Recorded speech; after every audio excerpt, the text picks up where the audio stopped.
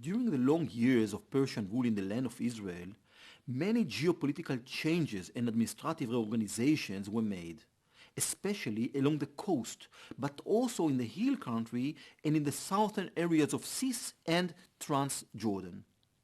We can assume that like the Assyrians, the Egyptians, and the Babylonians, the Achaemenids also tried to shape the political, social, and demographic systems in the land of Israel according to their own military, economic, and governmental interests.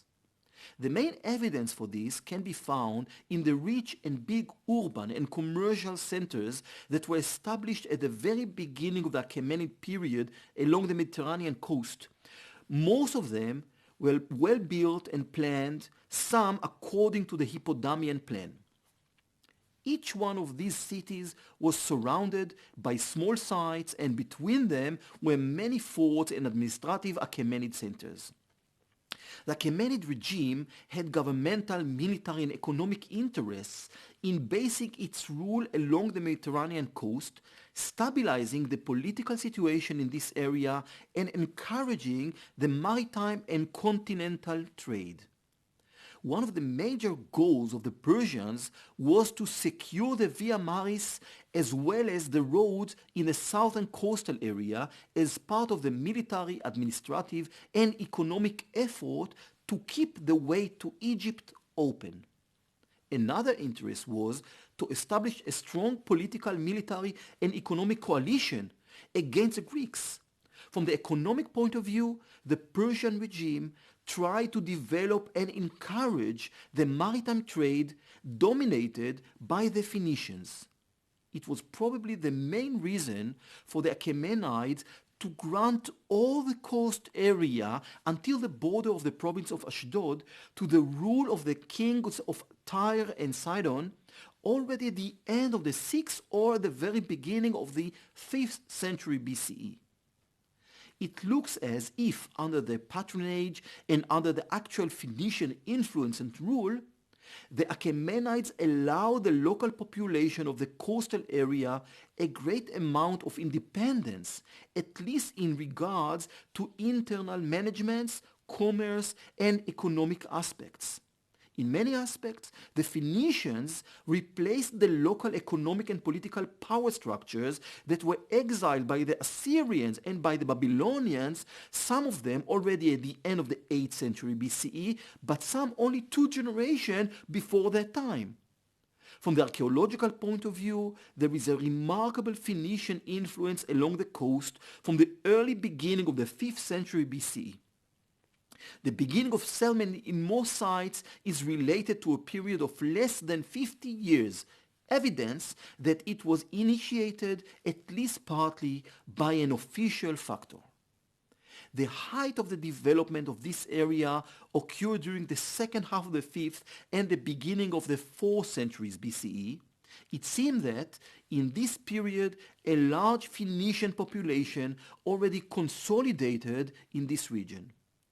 In contrast with the rich and well-developed cities along the coast, not many building remains from the Persian period have been uncovered in the hill country within the borders of the province of Yehud, Judah, as well as within the borders of the province of Samaria.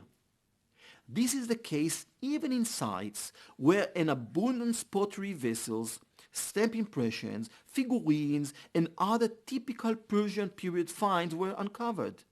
It seems that in the hilly region, from both sides of the Jordan, the absence of architectural finds is clear.